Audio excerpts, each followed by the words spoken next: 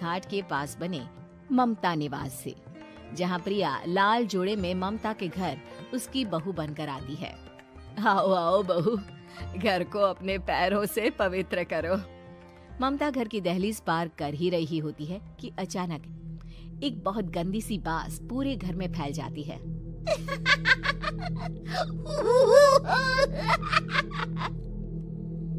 ये बदबू और ये आवाजें, ये कौन हंस रहा है माँ? अब ये पड़ोसी ना हमारे थोड़े अलग से है। कहाँ हम शाकाहारी और ये मांस मच्छी खाने वाले। छोड़, तू ध्यान मत दे और गृह प्रवेश कर। और हाँ बहू, अपनी सास की एक बात हमेशा याद रखना, इन पड़ोसियों से तो कभी बात नहीं करेगी। अच्छे लोग नहीं है ये। अपनी सास की ये बात मानेगी ना बेटा? हाँ माँ, जो आपकी मर्जी, मैं उनसे बात नहीं करूंगी। अगले दिन प्रिया अपनी पहली रसोई बनाने रसोई घर में जाती है। ये छोकी बात तो नाक में जा रही है। एक काम करती हूँ, खिड़की खोल देती हूँ। प्रिया खिड़की खोलने जाती है। इतने जाले, लगता है इस खिड़की को कभी खोला ही नहीं गया। पर ऐसा क्यों? ओह, नॉन वेज की स्मेल आती होगी ना। 2 मिनट के लिए खोल लेती हूँ, फिर बंद कर दूंगी। प्रिया खिड़की खोलती है। खिड़की खोलते ही उसकी नजर सामने वाले घर की खिड़की पर पड़ती है, जहाँ एक लड़की खड़ी होती है। हाथों में मेहंदी, लाल रंग की साड़ी, बिल्कुल सजी धजी, मानो प्रिया की तरह ही वो भी नई नवेली बहू हो। वो प्रिया को देखकर मुस्कुराती है। हे भगवान, माँ ने तो इनसे बात करने को मना किया था। प्रिया फौरन ही खिड़की बंद कर देती है और तवे पर चढ़े रोटी की ओर देखने लगती है, पर वहाँ रोटी न होकर मछली पड़ी होती है। ये क्या? पहली ही रसोई में इतनी बड़ी गलती। हे भगवान, अब मैं क्या करूं? प्रिया बहुत डर जाती है और फौरन रसोई की सफाई करने और फिर सभी के लिए खाना बनाने लग जाती है। जब वो सबको खाना परोसती है, सब तो ठीक है, मैं बेकार में चिंता कर रही थी। हे भगवान, ऐसे ही बस अपनी कृपा बनाए रखना।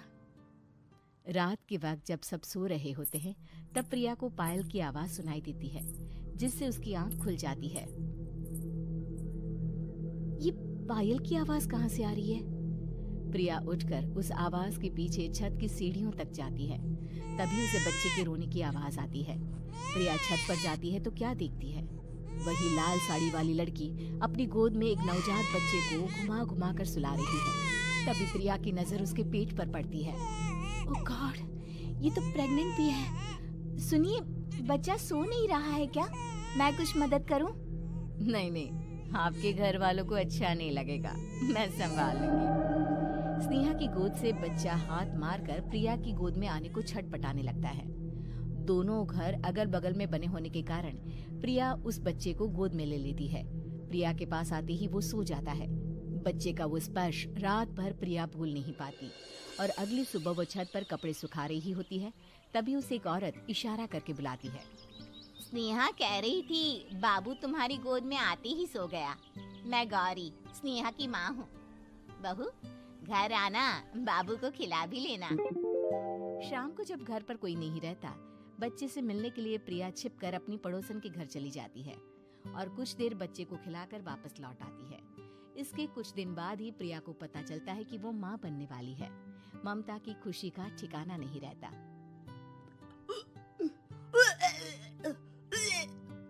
माँ जी, पता नहीं क्यों उल्टी आ रही है। प्रिया भागती हुई वॉशरूम में जाती है तो हरे और लाल रंग की उल्टी करती है। उस उल्टी में से कीड़े निकलते हैं। ये क्या? खून और ये कीड़े! माँ! माँ!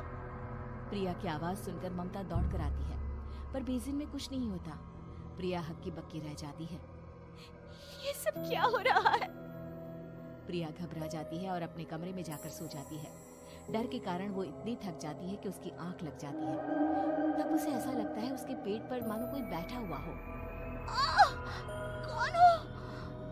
प्रिया के पेट पर एक 5 महीने की बच्ची बैठी हुई थी, जो बुरी तरह जली हुई थी। माँ, तुम ही मुझे लाई ना अपने पेट में? मैं तुम्हारी माँ नहीं हूँ। कौन हो तुम? माँ, देखो मैं जल गई बुरी तरह से। 6 महीने पेट में रहने को भी मुझे नहीं मिला। सहला दो ना माँ। बचाओ, बचाओ, माँ।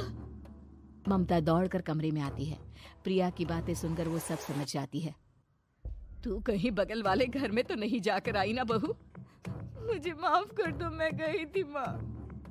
उस घर में सब मरे हुए हैं बहू। कई साल पहले स्नेहा उस घर में बहू बनकर आई थी। कुछ ही दिन में वो एक बच्चे को जन्म देने वाली थी। पूरा घर बच्चे के आने की खुशी में खोया था कि एक दिन अचानक उस घर में आग लग गई। सब बुरी तरह जलकर मर गए। गौरी आज भी दादी बनने का इंतजार कर रही है और इसीलिए स्नेहा ने अपना अजन्मा बच्चा तुम्हारी कोख में डाल दिया। ममता ये कह रही होती है कि पीछे से उसके पैरों को एक बच्चा पकड़ लेता है। दादी, दादी। माँ, स्नेहा की गोद में यही बच्चा था। ये बच्चा कौन है फिर? तेरी मौत है। तेरी भी दादी। जिस चीज का ममता को डर था वही हो गया। ममता निवास के ऊपर मौत ने चादर बिछा दी थी। प्रिया का पेट ऐसे बढ़ जाता है मानो 9 महीने का हो। 2 हाथ उसके पेट से बाहर निकलते हैं। बहू, संतोष को फोन कर, किसी पंडित जी को बुला बहू। प्रिया का पति भागता हुआ घर आता है। ये तो होना ही था माँ। तेरा पाप तेरे सामने आ गया तो तू सह नहीं पा रही है।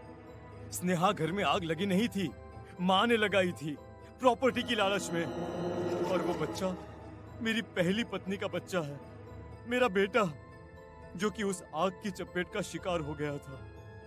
मैंने तुमसे ये सब माँ के कहने पर छुपाया था। मुझे माफ कर दो प्रिया।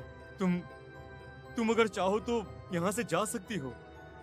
मैं तुम्हें किसी भी बंधन में रखना नहीं चाहता। मेरी शादी हुई है आपसे, मैं आपको छोड़ नहीं सकती, पर उससे पहले हमें स्नेहा, उसकी माँ और बच्चे की आत्मा की शांति करवानी होगी।